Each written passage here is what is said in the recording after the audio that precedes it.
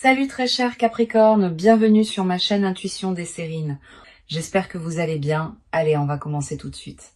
Pose-toi une question, pas la question habituelle qu'on se pose à propos de l'argent. Une autre question. Si une somme d'argent inattendue arrivait dans ta vie cette semaine, est-ce que tu saurais ce que tu en ferais? Pas la réponse rapide qui te vient en surface. La vraie réponse. Celle qui dirait quelque chose de vrai sur qui tu es maintenant, sur ce qui te tient vraiment à cœur, sur ce que tu placerais en priorité si la contrainte financière s'allégeait soudainement. Cette question est plus importante qu'on ne le pense, parce que la qualité de ta réponse à cette question détermine en partie la qualité de ce qui s'apprête à arriver dans ta vie. L'argent qui s'approche de toi est réel, il vient. Il a une trajectoire qui converge vers ta réalité concrète et cette trajectoire arrive bientôt à son terme. Mais avant qu'il ne se manifeste, je veux te proposer un dialogue intérieur qui va te permettre de l'accueillir dans des conditions optimales. Parce que recevoir une somme d'argent sans s'être préparé intérieurement est une situation à laquelle beaucoup de personnes ne savent pas répondre adéquatement. Et le résultat, c'est qu'elles laissent filer ce qui leur a été donné sans en tirer le bénéfice durable que la situation aurait permis. Toi, tu vas faire différemment. Tu vas te préparer dès maintenant, par ce dialogue intérieur, pour que la réception soit à la hauteur de ce qui te sera offert. La première chose que je veux te demander de regarder en toi, c'est ta relation actuelle aux questions financières. Quand tu penses à l'argent, qu'est-ce que tu ressens dans ton corps? Y a-t-il une crispation dans le ventre, une tension dans la mâchoire, une légère anxiété qui s'installe, ou au contraire une certaine neutralité tranquille? Cette observation honnête de ce qui se passe en toi quand le sujet de l'argent émerge te donne une indication précise de ton état actuel. Si tu remarques une crispation, ce n'est pas grave, mais c'est une information utile. Cela signifie qu'une partie de toi traite encore l'argent comme une source de tension. Et cette partie va devoir être apaisée pour que la somme qui arrive puisse vraiment s'installer dans ton existence sans réactiver d'anciennes anxiétés. L'apaisement de cette zone tendue ne demande pas une thérapie longue. Il demande une simple reconnaissance, suivie d'une intention claire. Tu peux te dire intérieurement, je remarque que je porte de la tension autour de l'argent et j'invite cette tension à se relâcher progressivement. Cette reconnaissance bienveillante, sans drame, suffit souvent à enclencher un processus de détente qui se déploie sur plusieurs jours. Tu n'as pas besoin de faire plus que cela pour le moment. La somme qui arrive va ensuite faire son travail elle-même, en t'offrant l'expérience concrète d'une réception sereine qui désinstalle les vieux automatismes de tension. Ici, sur Intuition des Sirènes, je voudrais que tu réfléchisses maintenant à une seconde question. Si tu n'avais pas à justifier ton choix devant qui que ce soit, à quoi te ferait vraiment plaisir consacrer une partie de cette somme inattendue? Pas le choix raisonnable que tu indiquerais à quelqu'un qui te le demanderait, le choix vrai, celui qui te ferait sourire intérieurement quand tu y penses. Cette question est précieuse parce qu'elle révèle ce qui te nourrit vraiment, indépendamment des injonctions extérieures. Beaucoup de personnes vivent toute leur vie sans répondre honnêtement à cette question. Elles les pensent par devoir, par habitude, par convenance, mais rarement par alignement profond avec ce qui les fait vibrer. Tu vas avoir, avec cette somme qui arrive, l'occasion de faire au moins en partie un choix aligné. Réfléchis à ce que ce choix pourrait être. Ne te censure pas. Si ce qui te ferait vraiment plaisir te paraît trop frivole, trop coûteux, trop inhabituel, regarde quand même cette envie en face. Tu n'es pas obligé de la suivre intégralement, mais tu mérites au moins de la connaître. Beaucoup de personnes étouffent leur vrai désir si vite qu'elles finissent par ne plus savoir ce qu'elles désirent vraiment. Tu peux faire autrement.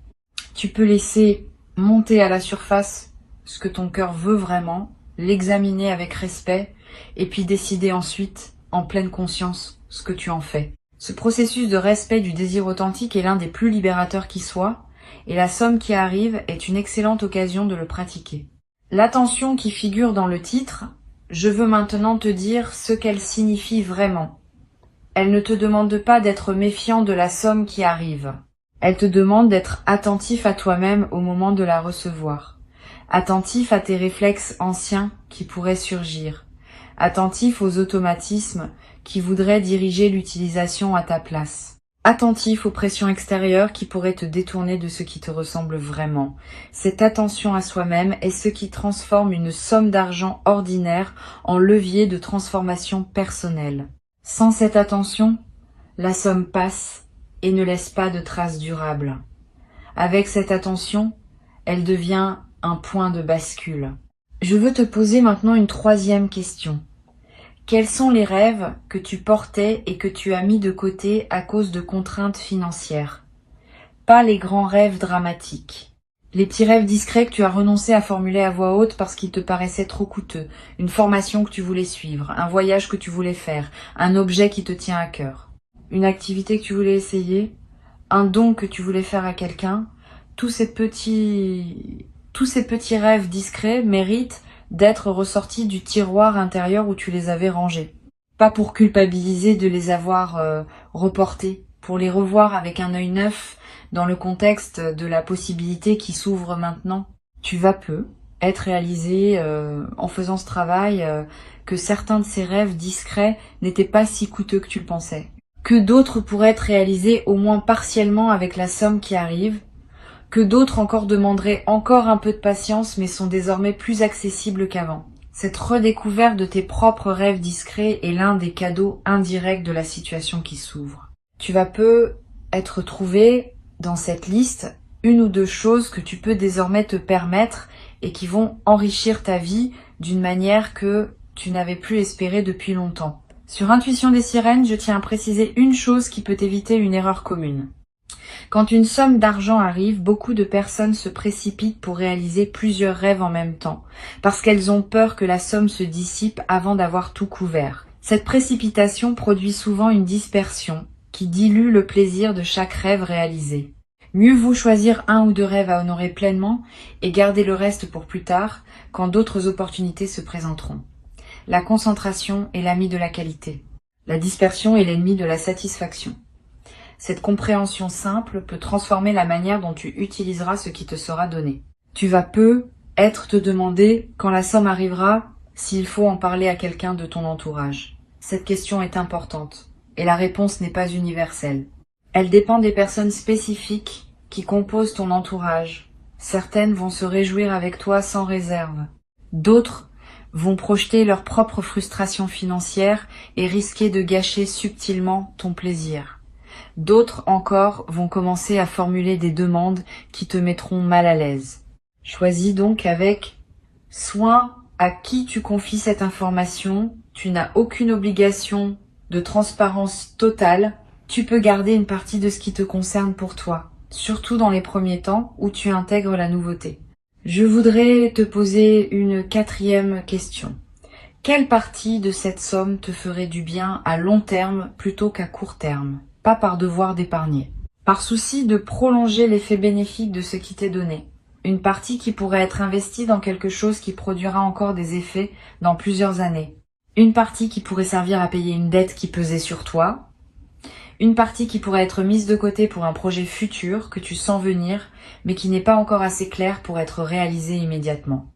Cette part orientée vers le long terme est précieuse. Elle prolonge l'effet de la somme bien au-delà du plaisir immédiat. Et elle te connecte à une vision plus mature de ta propre vie financière. L'équilibre idéal, à mon sens, entre plaisir immédiat et investissement long terme n'est pas universel. Il dépend de ta situation et de tes priorités. Mais une bonne règle générale consiste à ne pas laisser une somme inattendue se dissoudre intégralement dans des dépenses qui ne laissent pas de traces. Garde au moins une part pour quelque chose de durable. Cela peut être de l'épargne pure. Cela peut être un investissement modeste dans un projet. Cela peut être quelque chose que tu garderas et qui te servira pendant des années. Cette partie durable transforme l'événement financier ponctuel en construction qui s'inscrit dans le temps.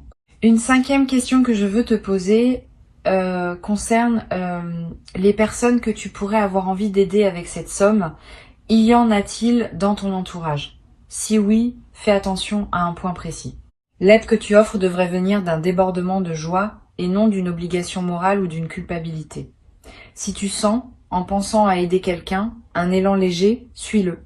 Si tu sens, à la place, un poids, une obligation, une crainte, de paraître égoïste, si tu n'aides pas, sois prudent. Aider depuis une obligation forcée transforme le don en fardeau, à la fois pour toi et pour la personne qui reçoit. Aider depuis le débordement transforme le don en cadeau réciproque qui réjouit les deux parties. Tu n'es pas obligé d'aider tout le monde dès qu'une somme te tombe entre les mains. Cette compréhension est importante. Ta première responsabilité quand tu reçois est de te recevoir toi-même pleinement. Si tu te précipites pour distribuer avant d'avoir bien intégré ce qui t'est donné, tu rates l'occasion d'expérimenter pleinement la réception. Et cette expérience pleine de la réception est précisément ce qui ouvre la porte à de futures réceptions. Permets-toi donc de garder, au moins dans un premier temps, l'essentiel pour toi. Tu pourras toujours redistribuer plus tard depuis un état d'abondance véritable, plutôt que depuis l'urgence ou la culpabilité. Je voudrais maintenant te demander d'examiner une dernière question, peut être la plus importante. Si cette somme inattendue était la première d'une série de manifestations financières favorables, quelle posture intérieure veux-tu cultiver pour rester aligné dans la durée? Parce que oui, ce qui s'apprête à arriver pourrait bien n'être que le premier signal d'un changement plus large dans ta relation à l'abondance. Et dans ce cas, la manière dont tu accueilles cette première manifestation va calibrer ton système intérieur pour ce qui suit. Si tu accueilles avec sérénité et discernement, tu prépares la suite à arriver dans les mêmes conditions. Si tu accueilles dans la précipitation ou la peur, tu risques de fermer le canal qui voulait s'ouvrir plus largement. La posture juste pour accueillir ce qui arrive et préparer la suite consiste en quelques éléments simples. La gratitude sincère, sans en faire trop. Le discernement dans l'utilisation, en honorant à la fois le plaisir et la durée. La discrétion choisie, pour protéger la qualité de ce que tu vis. La présence à toi-même, pour que les choix faits soient vraiment les tiens. Cette posture peut sembler évidente quand on l'énonce, mais elle est rare quand vient le moment de la pratiquer. Beaucoup de personnes la perdent dans l'effervescence de la nouveauté. Toi, tu peux la maintenir parce que tu as pris le temps de la préparer mentalement avant que l'événement arrive. Tu vas peu être éprouvé au moment où la somme se manifestera, une émotion particulière qui ressemble à un mélange de joie, d'incrédulité et de calme. Ce mélange est typique des réceptions bien préparées. Tu n'auras pas l'excitation pure qui submerge et qui passe. Tu auras une émotion plus dense, plus consciente, qui te permettra de vraiment goûter le moment. Ce goût conscient de la réception est ce qui distingue les expériences qui marquent durablement de celles qui passent sans laisser de traces. Tu vas ressentir cette densité émotionnelle et tu vas en garder un souvenir précieux qui te servira de référence pour toutes les futures réceptions, financières ou autres. Sur Intuition des sirènes, j'aime souligner que les questions qu'on se pose avant un événement déterminent en grande partie la qualité de ce qu'on vit pendant l'événement. Tu viens de te poser plusieurs questions importantes. Tu as réfléchi à ta relation actuelle à l'argent. Tu as identifié ce qui te ferait vraiment plaisir. Tu as ressorti des rêves discrets qui méritaient d'être revus. Tu as pensé à la part qui pourrait servir au long terme. Tu as examiné la question de l'aide à apporter aux autres. Tu as réfléchi à la posture intérieure que tu veux maintenir. Ce travail préparatoire ne sera pas perdu. Il va se déployer dans ton expérience effective de la réception, donnant à ce moment une profondeur que la plupart des personnes ne connaissent jamais. Je voudrais te parler maintenant d'une dimension à laquelle on pense rarement. La somme qui arrive va affecter ton sommeil dans les nuits qui suivront, pas seulement parce que tu seras content, plus profondément. Quand un soulagement financier réel se produit, le système nerveux qui portait peut être une vigilance chronique liée aux questions matérielles, peut enfin se relâcher. Tu vas peut-être dormir d'un sommeil plus profond que d'habitude. Tu vas peut-être faire des rêves apaisants. Tu vas peut-être te réveiller plus reposé sans pouvoir précisément l'expliquer. Cette amélioration corporelle est l'un des effets indirects mais réels de la réception. Elle confirme à ton corps que tu peux baisser une garde que tu portais depuis longtemps. Cette baisse de garde corporelle peut se prolonger. Tu vas peu être remarqué dans les semaines qui suivent que ta fatigue chronique diminue, que ton appétit se régule différemment, que des tensions habituelles se relâchent. Ces transformations physiques sont l'expression du fait que ton corps répond positivement aux changements de fréquence intérieure que la réception aura déclenchés. Profite de ces transformations, ne te précipite pas pour reprendre des rythmes intenses qui réinstalleraient la tension ancienne. Donne-toi le droit de fonctionner à un nouveau régime, plus posé, plus habité. Cette nouvelle qualité de présence à toi-même est l'un des cadeaux durables qui dépasse largement le simple aspect financier de ce qui arrive. Je veux ajouter quelque chose qui pourra peut-être te servir. La somme qui arrive a une histoire avant d'arriver chez toi. Elle a circulé, elle a transité, elle est passée par d'autres mains.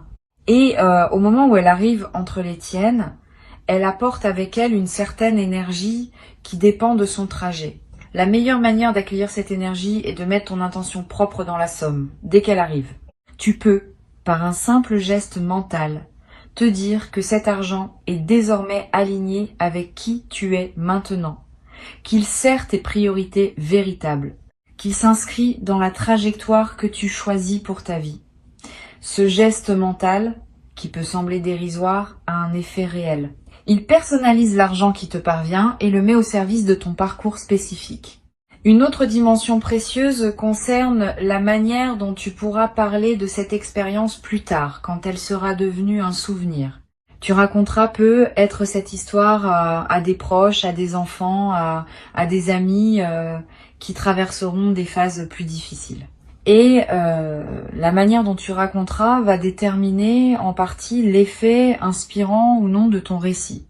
Si tu le racontes comme une chance pure qui pourrait ne plus jamais se reproduire, tu enfermes ce qui pourrait inspirer dans une narration close. Si tu le racontes comme la confirmation que les choses peuvent encore changer même quand on n'y croit plus, tu offres à tes interlocuteurs un témoignage qui peut nourrir leur propre espérance. Choisis cette deuxième manière de raconter. Elle sert non seulement les autres, mais aussi toi-même, parce que la narration que tu choisis influence en retour la fréquence à laquelle tu attireras d'autres expériences similaires. Tu vas être également développé à travers cette expérience un nouveau rapport à ce qu'on appelle la chance. Beaucoup de personnes croient à une chance aveugle qui distribue ses faveurs au hasard, et elles attendent passivement que cette chance les choisisse. Cette croyance est partiellement fausse. Ce qu'on appelle la chance est en grande partie le produit d'un alignement intérieur qui s'est construit sur une longue durée. Tu n'as pas eu de chance par hasard. Tu as cultivé les conditions qui rendent possible la manifestation de ce qui arrive maintenant. Cette compréhension change ta posture pour la suite. Tu cesses d'attendre passivement la chance. Tu commences à cultiver consciemment les conditions qui rendent les bonnes choses plus probables. Et cette cultivation active va produire ses fruits encore longtemps après l'événement initial. Je voudrais te transmettre une dernière chose avant de te laisser. La somme inattendue qui arrive est le messager d'un message plus large. Le message dit que tu es entré dans une nouvelle phase de ton rapport à l'abondance. Une phase où ce que tu portes intérieurement commence à se traduire en ressources extérieures. Cette traduction n'est pas magique. Elle suit des lois subtiles qui régissent la circulation de l'énergie entre l'intérieur et l'extérieur. Tu as nourri ton intérieur. Tu as travaillé ce que tu portais. Tu as développé une qualité de présence qui correspond désormais à un certain niveau de réception extérieure. La somme qui arrive est l'une des premières confirmations de ce nouvel équilibre. D'autres confirmations suivront, sous des formes diverses, financières et non financières. Reste donc ouvert à la suite. Ne t'attache pas à ce que la prochaine confirmation prenne exactement la même forme que celle qui arrive maintenant. Elle pourrait prendre la forme d'une opportunité professionnelle, d'une rencontre fructueuse, d'une idée qui se concrétise, d'une porte qui s'ouvre dans un domaine que tu n'avais pas anticipé. Tout cela appartient à la même séquence d'ouverture qui a commencé en toi et qui se déploie maintenant dans le monde extérieur. Ta tâche, c'est de rester aligné avec ce qui se passe. De ne pas saboter par anxiété ce qui veut s'installer durablement. De ne pas non plus te reposer sur ce qui se manifeste comme s'il n'y avait plus rien à faire. La cultivation continue de l'alignement intérieur reste essentielle. Sans elle, le canal se referme. Avec elle, le canal s'élargit progressivement. Reçois donc ce qui arrive avec la qualité de présence que tu as construite à travers les questions que tu viens de te poser. Tu es préparé. Avant de te quitter pleinement, je veux te transmettre encore plusieurs perspectives qui vont enrichir ta préparation à ce moment de réception. La première concerne la qualité du premier moment où tu prendras conscience que la somme est effectivement là, dans ta réalité. Ce premier moment est précieux, il ne se reproduit pas. Tu peux choisir de le traverser dans la précipitation ou de le ralentir pour vraiment le savourer. Je te recommande la deuxième option. Quand tu auras la confirmation que la somme est là, prends quelques minutes simplement pour respirer avec cette information. Ne fais rien tout de suite. Pas de calcul, pas de plan.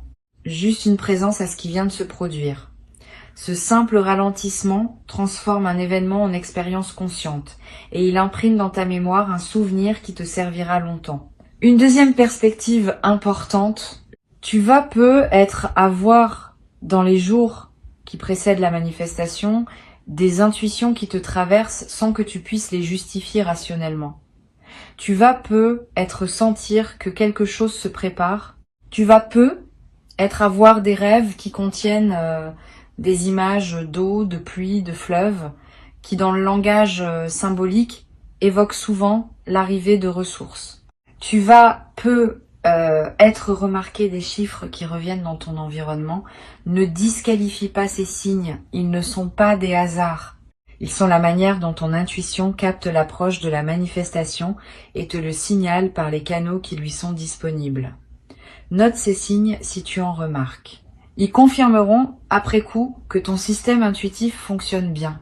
Tu vas peut-être également ressentir, à un moment précédant la manifestation, une sensation de calme inhabituelle. Comme si une tension chronique que tu portais depuis longtemps autour des questions financières s'était relâchée sans cause apparente.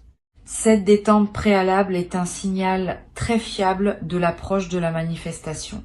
Ton système intérieur sait avant ton mental conscient que quelque chose va se débloquer et il commence à se détendre par anticipation. Quand tu remarques cette détente, ne la disperse pas dans des activités intenses. Reste avec elle, habite-la. Cette qualité d'attente détendue est précisément ce qui prépare la réception de qualité. Je voudrais te parler de la qualité de la lumière qui semble changer parfois dans les moments importants de notre vie. Tu vas être remarqué le jour où la somme arrivera ou dans les jours qui suivent que la lumière du soleil te paraît avoir une qualité particulière, plus dorée, plus présente, plus chargée d'une signification que tu pressens sans pouvoir l'expliquer. Cette modification subjective de la lumière est l'une des manifestations les plus subtiles des phases où la grâce se déploie dans une vie. Elle reflète le fait que ta perception elle-même est en train de s'élargir. Et cette perception élargie te permet de capter dans le réel des dimensions qui te restaient inaccessibles auparavant. Profite de ce changement de lumière intérieure. Il accompagne ce que tu vis et lui donne une saveur particulière. Une troisième perspective concerne la manière dont la somme va modifier subtilement ton rapport à ton emploi du temps. Avant la manifestation, peut être que tu courais après le temps.